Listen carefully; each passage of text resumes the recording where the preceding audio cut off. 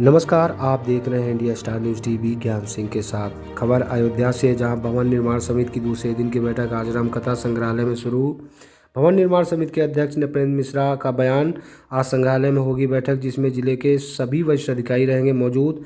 राम मंदिर में 4 किलोमीटर की बाउंड्री वाल बनाए जाने पर होगी चर्चा, जिसकी अनुमानित लागत है लगभग 45 करोड़।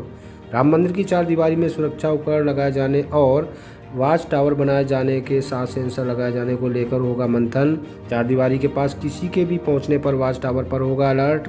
राम मंदिर के 70 एकड़ भूमि पर अगले 15 दिन में शुरू हो जाएगा बाउंड्री वाल का निर्माण। अंतर्राष्ट्रीय रामकथा संग्रहालय के प्रारंभिक निर्णय हो चुके हैं पूर्ण। संग्रहालय की गैलरी में कितने होंगे प्रसंग, इनका भी किया जा चुका है निर्णय। राम मंदिर आंदोलन में लगे हुए लोगों को कैसे दिया जा सके सम्मान, आंदोलन के स्वरूप को कहां तक किया जा सकता है प्रदर्शित, इन तमाम विषयों पर होगी चर्चा। अंतर्राष्ट्रीय रामकथा संग्रहालय में गैलरी में किस तकनीक से किया जाएगा प्रदर्शन, उसको लेकर आज किया जाएगा चयन। आज टेंडर की प्रक्रिया को भी कर दिया जाएगा शुरू। मार्च 2026 तक अंतर्राष्ट्रीय रामकथा संग्रहालय में श्रद्धालु कर सकेंगे दर्शन। राम मंदिर परिसर में निर्माण कार्य अपनी पूर्णता की तरफ से और अब धीरे धीरे निर्माण पूरा करके राम मंदिर ट्रस्ट को हैंडओवर करने की प्रक्रिया भी शुरू कर दी गई है। दिसंबर 2025 तक मंदिर और परिसर का निर्माण कार्य हो जाएगा पूरा। भवन निर्माण समिति के अध्यक्ष का बड़ा बयान। फसाद लाइट के प्रेजेंटेशन से नहीं हुए संतुष्ट। हमारी मंशा है कि गुम्बद और कलश को फसाद लाइटिंग में दर्शाया जाए। लाइट और शैडो दोनों का उपयोग करके किया जाए। मंदिर की सौंदर्यता का उपयोग। फसाद लाइट के प्रेजेंटेशन कर रही कंपनियों को पुनः राम मंदिर ट्रस्ट की तरफ से दी जाएगी डिजाइन, और कंपनियां क्या दे सकती हैं, मंदिर की फसाद लाइट को लेकर सबसे बेहतर क्या कर सकती हैं, उस पर होगा विचार। राम मंदिर के चारों द्वार पर सामान्य लाइटिंग का किया जाएगा प्रयोग। दिन और रात में मंदिर के द्वार के नाम साफ दिखाई दे, इसका रहेगा प्रयास। गुम्बद और शिखर पर जो आइकोनोग्राफी है वह स्पष्ट होकर निकले, ऐसा प्रयास होगा। हम सभी उस लक्ष्य पर नहीं पहुंच पाए। अयोध्या से अनूप कुमार की ब्यूरो रिपोर्ट है। और संग्रहालय में बैठक करेंगे, जिले के भी अधिकारी रहेंगे। मुख्य एजेंडा का विषय है जो बाउंड्री वॉल लगभग 4 किलोमीटर की बनाई जानी है।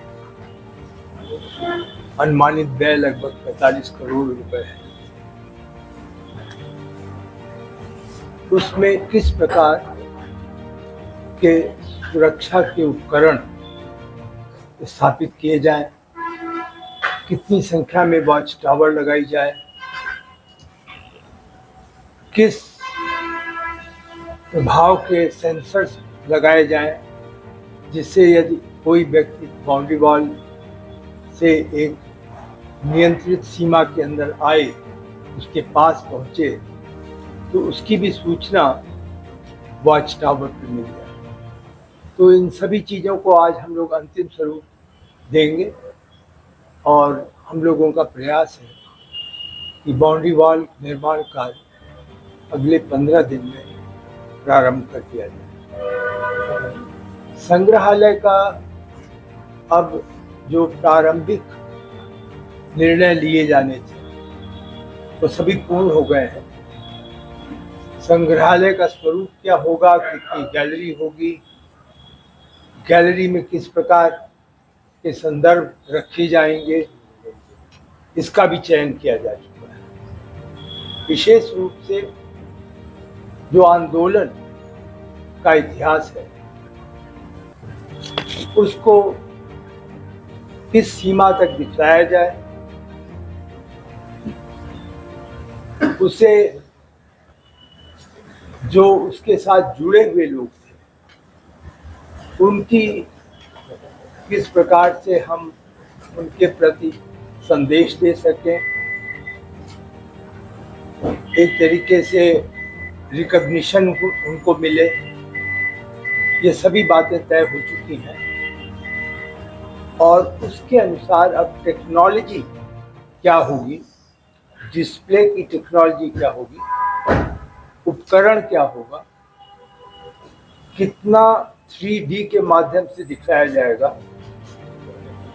किस सीमा तक इमर्सिव टेक्नोलॉजी इस्तेमाल होगी, ये सभी चीज़ें आज लगभग हम उसे अंतिम रूप दे देंगे और उसी के अनुसार उसका भी टेंडर तत्काल जारी कर दिया जाएगा। तो जो अनुमान है हम लोगों का कि मार्च 2026 में श्रद्धालुओं को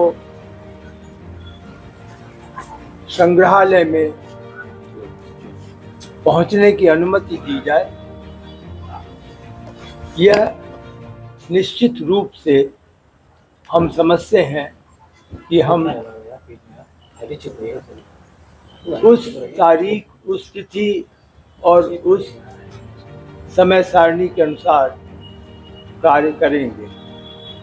मंदिर में पूरे निर्माण की समीक्षा की गई और आप ये भी अनुमान लगा सकते हैं, क्योंकि अब स्पष्ट है कि जो काम बाकी है वो कम है, इसीलिए हमारा जो यहाँ पे सामान्य रूप से एक दिन हमने अब यहाँ ठहरने में कटौती कर दी। उसका कारण यही है कि अब समीक्षा के विषय धीरे धीरे कम होते जा रहे हैं, तिथियां निश्चित होती जा रही हैं और न्यास को कार्य पूर्ण करके हस्तांतरण करने की प्रक्रिया भी अब शुरू हो गई है।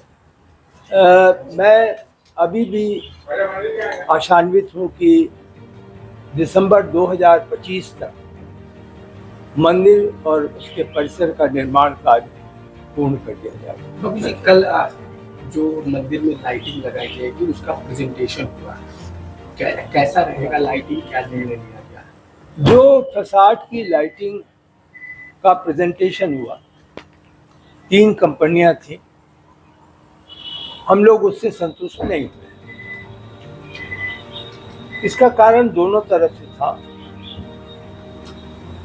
हम क्या चाहते हैं, किस, जैसे आपने प्रश्न पूछा, तो हमारी अपेक्षा यह थी कि मुख्य रूप से जहाँ जहाँ पर डोम है, कलश है, उनको मुख्य रूप से लाइटिंग में दिखलाया जाए और लाइटिंग में लाइट और शैडो दोनों का उपयोग करके उस अंतर को स्पष्ट किया जाए।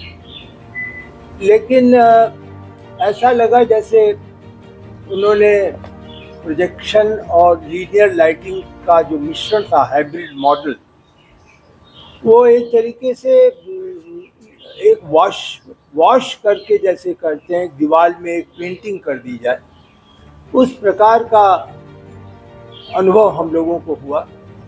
उनसे बहुत बातें स्पष्ट रूप से की गई और यह निर्णय हुआ है कि हम फिर से अपनी डिज़ाइन को देंगे और अब की उनसे ये कहेंगे कि आप हमारे डिज़ाइन के ही अनुसार ना कार्य करें, आप क्या सबसे अच्छा दे सकते हैं उसको आप अगली उस बैठक में प्रस्तुत करें। मैं समझता हूँ वो लगभग 15 दिन लेंगे। मेरी अगली यात्रा संभवतः अगस्त के प्रथम सप्ताह में होगी। हो सकता है कि दोबारा डेमोन्स्ट्रेशन उस समय हो। इसके अलावा बाबू जी 4 गेट जो बनाए जा रहे थे राम मंदिर जी परिसर के चारों जी, तरफ, उस पे भी लाइटिंग की जाएगी? उस पे नहीं, गेट पर लाइटिंग नहीं होगी, सामान्य लाइटिंग होगी। गेट पर मुख्य रूप से हमारा प्रयास होगा कि जो नामकरण हो गया है वह स्पष्ट रूप से दिन और रात में दिखाई पड़े और लोगों को ये आभास हो कि ये मंदिर